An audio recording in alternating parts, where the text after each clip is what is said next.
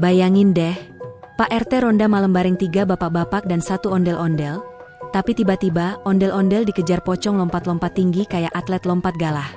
Untung ada manusia kentungan datang bawa senjata kentung. Kacau balau banget. Tertawa terbahak-bahak. Assalamualaikum warahmatullahi wabarakatuh. Halo semuanya. Apa kabar kalian hari ini? Semoga sehat, bahagia, dan rezekinya dilancarkan selalu ya. Kembali lagi di channel paling gokil se-Indonesia. Tempatnya cerita lucu, horor, tapi tetap bikin ketawa terpingkal-pingkal. Sebelum lanjut ceritanya, jangan lupa untuk like, komen, dan subscribe dulu ya. Biar kita makin semangat bikin cerita-cerita absurd tapi kocak kayak gini. Jangan lupa juga nyalain lonceng notifikasinya, supaya kalian gak ketinggalan video-video terbaru yang super lucu. Ayo, tulis sholawat terbaik kalian untuk Nabi Muhammad SAW beserta keluarganya di kolom komentar. Biar videonya makin berkah dan hati kita makin adem. Jangan lupa juga, tulis kalian nonton dari kota atau desa mana, biar kita bisa saling sapa di komentar. Kita bikin komunitas seru yang penuh tawa dan sholawat.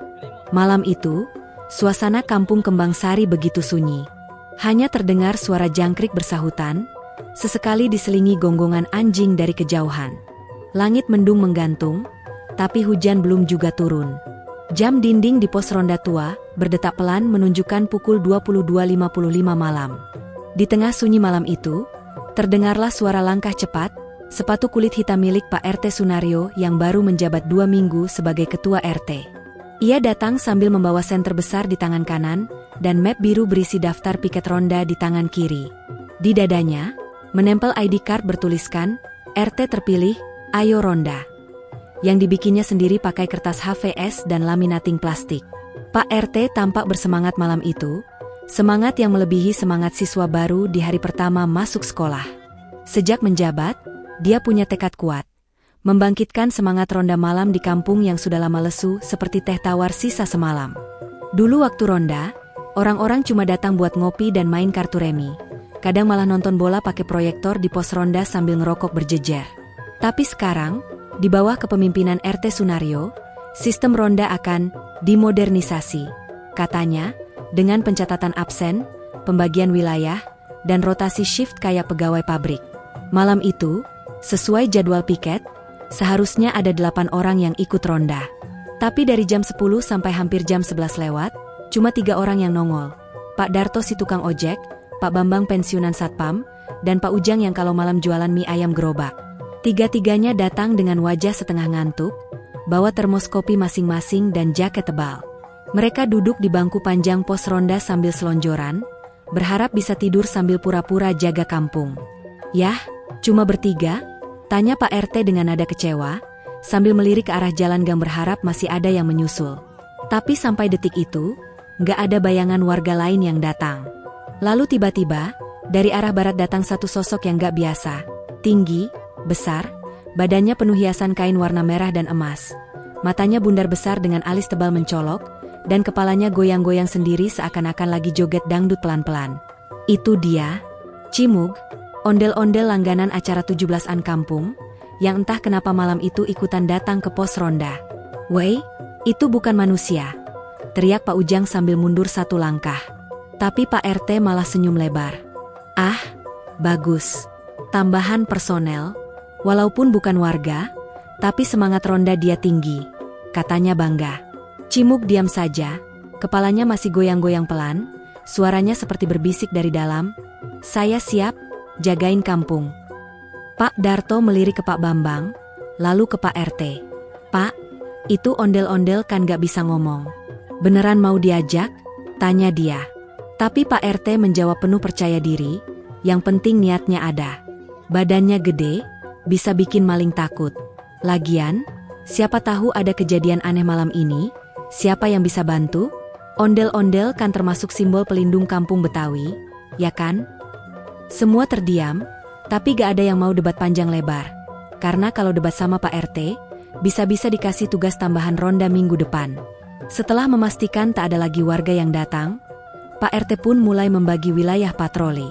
"Baik, kita akan pakai sistem 4 penjuru malam ini," katanya sambil buka map birunya. Pak Darto, kamu ke barat.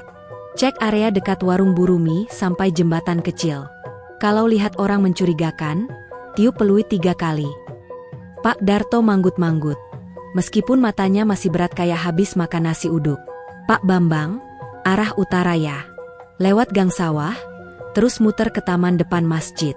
Jaga-jaga aja, kemarin ada laporan suara-suara aneh dari sana, lanjut Pak RT. Pak Bambang yang dulunya satpam mal, langsung berdiri tegap dan bilang, "Siap, Komandan." Meski sebenarnya dalam hati dia pengen tidur di pojok pos ronda. Pak Ujang, arah timur. Patroli di dekat sekolah dasar dan kuburan kecil di sampingnya. Katanya di sana suka ada suara tangisan tengah malam. Pastikan aman, kata Pak RT lagi. Pak Ujang cuman garuk kepala.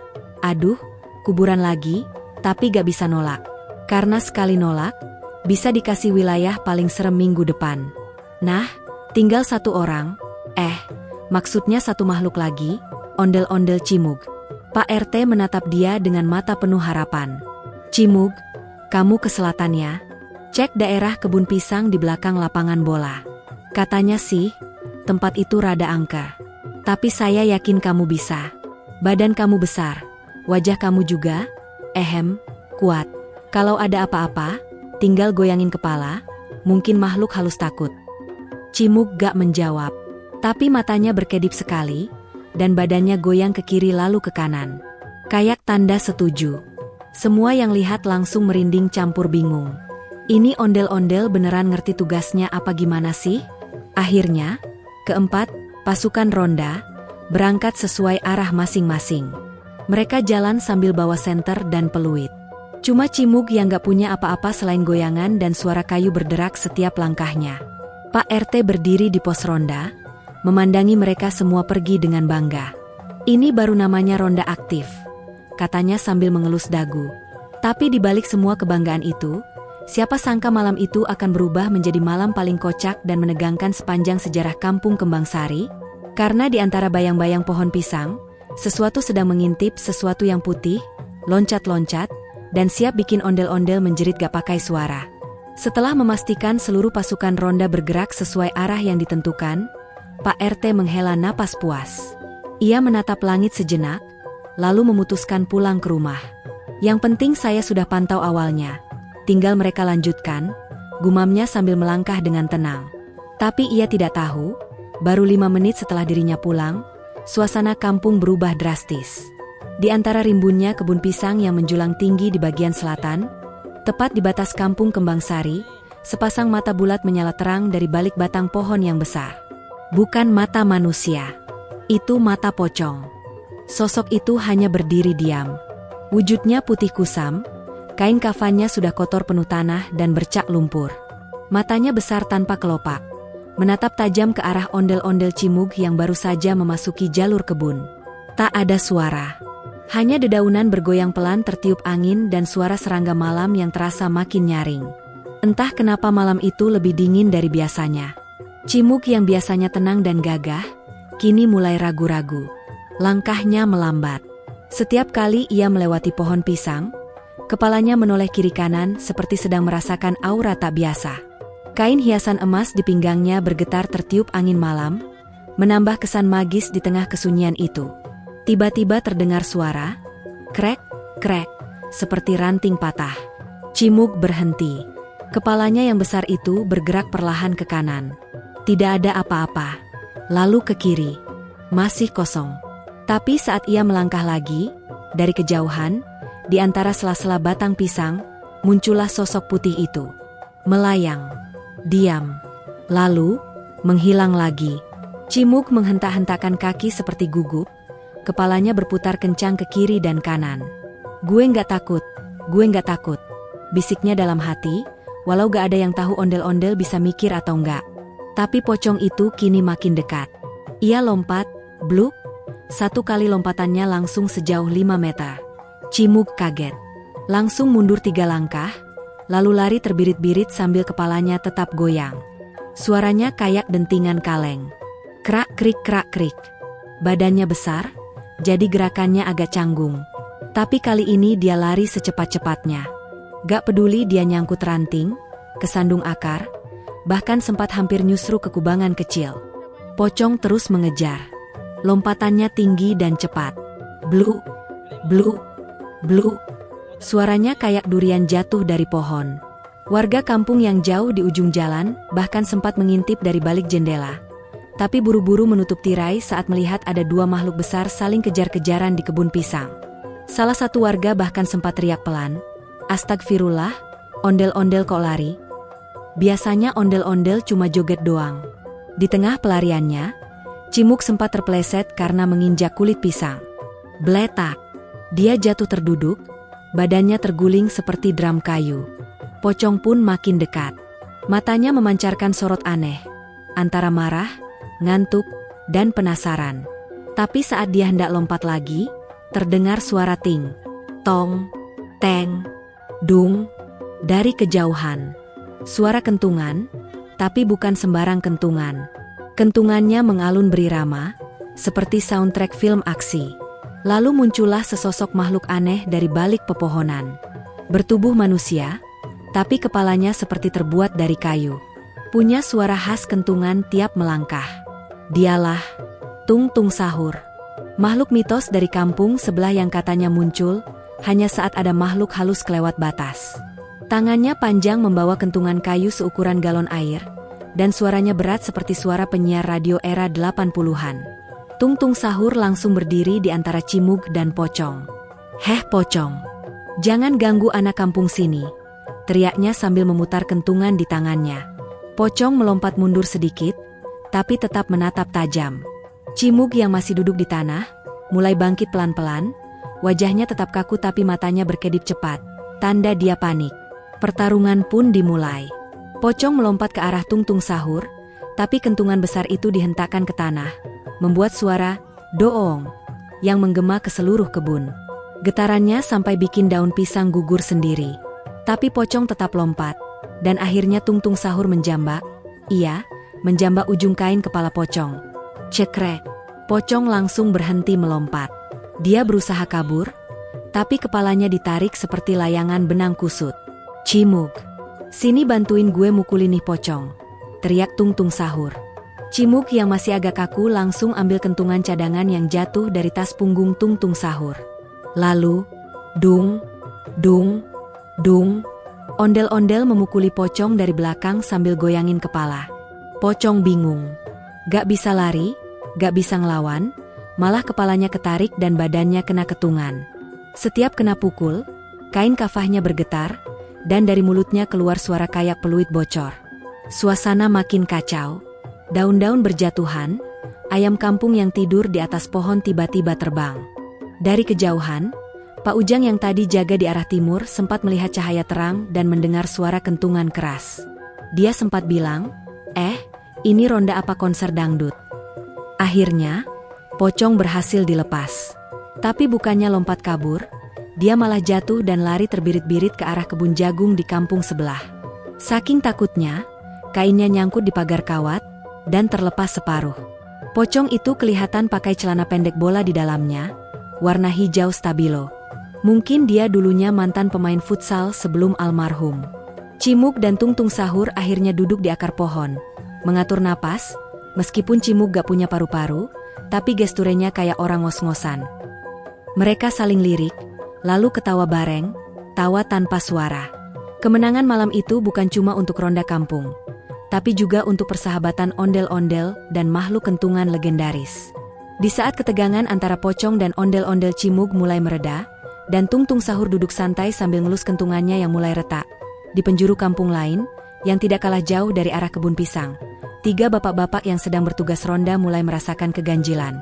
Pak Darto yang bertugas ke arah barat, awalnya hanya duduk santai sambil menyeruput kopi di pos ronda sambil main catur sendiri. Saking sendirinya, dia ngatur 2 pion sambil ngomong sendiri. "Nah, ini gue makan, terus ini, skakmat juga gue." Tapi ketika terdengar suara kentungan keras disertai suara ondel-ondel berisik yang mirip drum patah, ia langsung berdiri, gelas kopinya tumpah, dan papan caturnya jatuh ke got.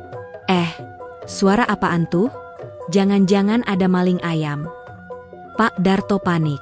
Ia langsung ambil senter, sandal jepitnya dipakai terbalik saking buru-buru, lalu lari ke arah kebun pisang. Tapi dasar panik, dia malah lari ke barat daya, bukannya ke selatan. Melewati kandang kambing, lalu nyasar ke rumah warga yang baru pindah. Di situ dia ketemu ibu-ibu lagi masak mie instan. "Pak, ini dapur bukan kebun pisang," teriak si ibu. Pak Darto cuma senyum malu dan balik badan. Sempat nyasar lagi ke kandang ayam, kena jotos ayam jago, baru akhirnya sadar arah selatan itu ke kiri.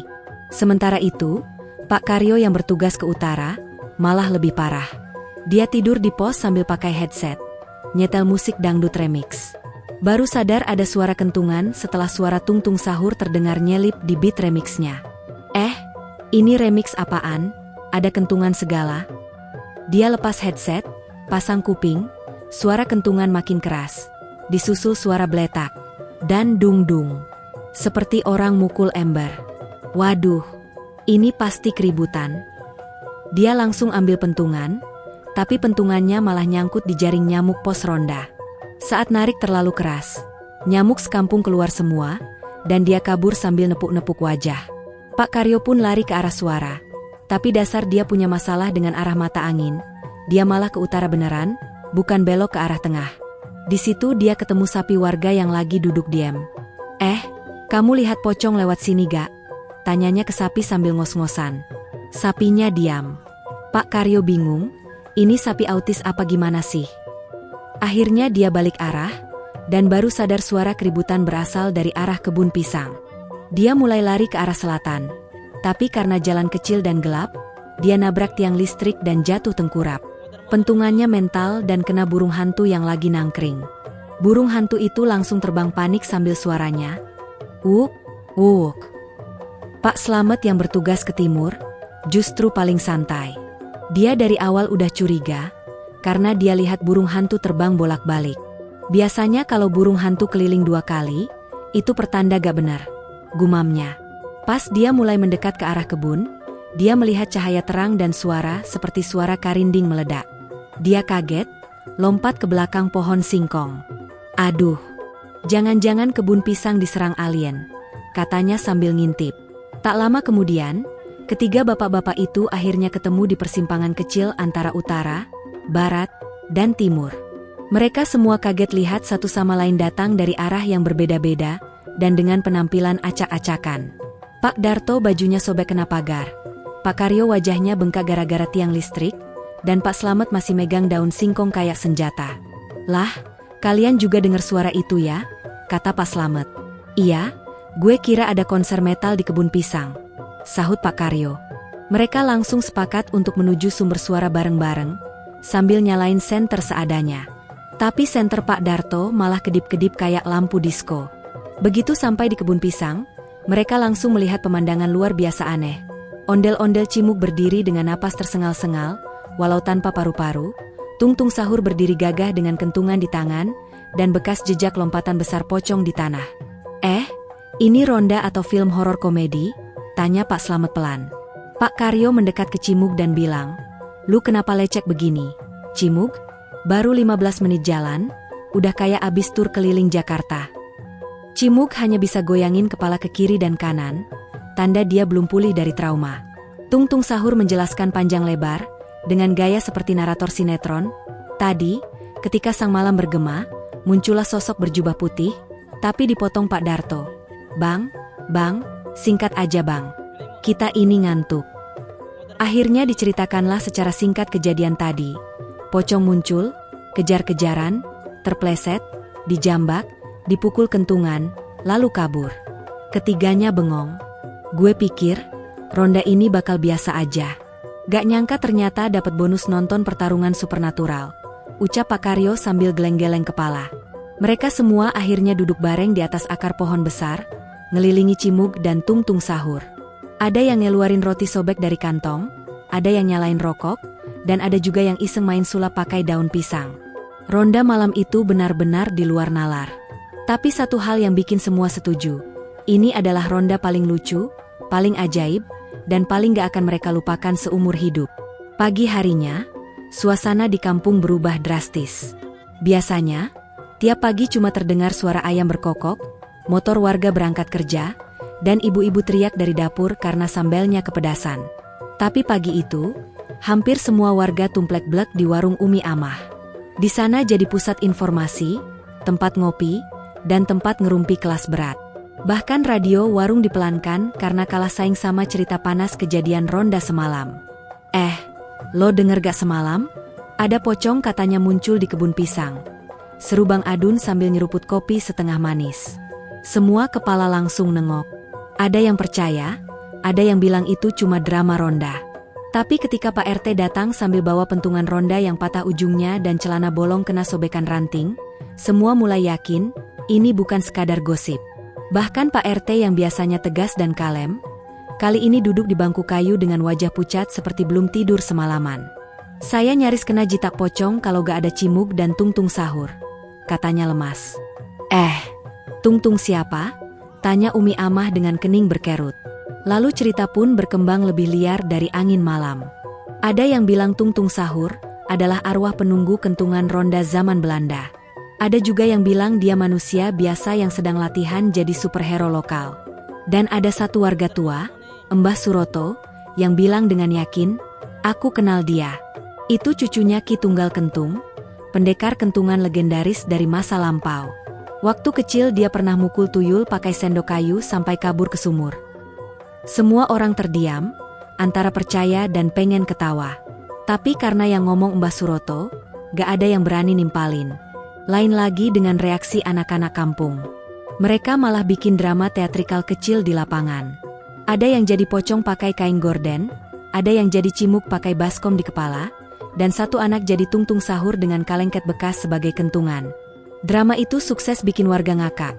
Apalagi pas adegan pocong kena jitak pakai kentungan dan jatuh di semak-semak beneran. Bahkan Pak RW sempat videoin dan upload ke TikTok kampung. Gak nyangka, videonya viral dan ditonton ribuan orang. Judulnya, Ondel-ondel versus pocong diselamatkan superhero kentungan. Netizen pun ikut nimbrung. Komennya bervariasi, lucu bener ini kampung. Fix, saya pindah ke sini. Sampai yang sok serius, saya rasa ini adalah bentuk perlawanan budaya terhadap kapitalisme global. Sementara itu, Cimug, sang ondel-ondel, mendadak jadi bintang kampung. Biasanya cuma mangkal di pos ronda atau ikut acara 17-an, kali ini dipanggil ke acara-acara sekolah untuk menceritakan pengalamannya dikejar pocong. Tentu saja yang cerita bukan Cimug sendiri, melainkan narator dadakan, Pak Darto. Tapi dengan gaya dramatis seperti MC lomba karaoke.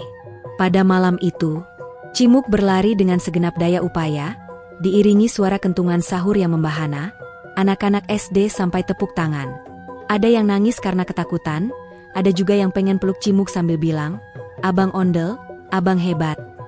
Saking terkenalnya, Cimug sempat dipanggil ke radio lokal untuk wawancara. Lagi-lagi, yang jawab tentu bukan dia. Tapi Pak Karyo pura-pura jadi penerjemah bahasa ondel-ondel. Cimug bilang, dia trauma kalau lihat pisang.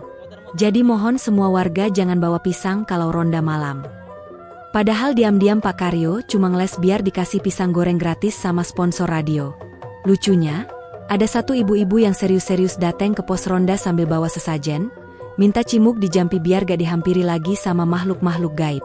Cimug cuma bisa goyang-goyang kepala ke kiri dan kanan. Sambil bunyi, klak-kluk-klak-kluk, dari dalam kepalanya. Tak ketinggalan, Tungtung sahur juga mendadak terkenal. Warga mulai cari-cari siapa dia sebenarnya. Ada yang nyari akun Instagramnya, ada yang googling, Tungtung sahur kampung sebelah. Bahkan ada pemuda kampung yang mau bikin merchandise. Kaos bertuliskan, Tim Tungtung sahur, dengan gambar kentungan dan kilat-kilat superhero. Tapi anehnya, sosok Tungtung sahur selalu menghilang di siang hari. Warga mulai membuat teori, dia cuma muncul pas sahur doang. Maka, tiap sahur pun warga mulai sengaja ronda rame-rame, berharap bisa ketemu dan minta selfie bareng Tungtung sahur. Bahkan Pak RT nyuruh bikin jadwal ronda tambahan khusus jam 3 pagi. Alasan resmi, untuk keamanan dan ketentraman kampung.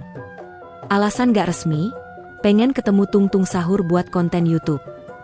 Warga juga mulai khawatir akan kemunculan pocong lagi. Ada yang nyaranin bikin pagar bambu keliling kebun pisang. Ada yang ngajak doa bersama, ada juga yang usul pasang CCTV di atas pohon. Tapi ujung-ujungnya, semua sepakat, yang penting Cimug ikut ronda lagi. Soalnya menurut mereka, ondel-ondel punya aura yang bikin makhluk gaib jiper. Meski jalannya lambat, goyang-goyang, dan kadang kepalanya bunyi, tek-tek, kayak galon bocor. Cimug dianggap simbol penjaga kampung. Bahkan sempat ada ide bikin patung Cimug di tengah lapangan, sebagai monumen anti hantu. Untungnya gak jadi, karena tukang patungnya kabur pas lihat sketsa kepala ondel-ondel yang matanya nyala di malam hari. Akhirnya, kehidupan kampung berjalan lagi dengan nuansa baru. Ronda jadi lebih semangat, karena tiap malam bisa jadi malam spesial.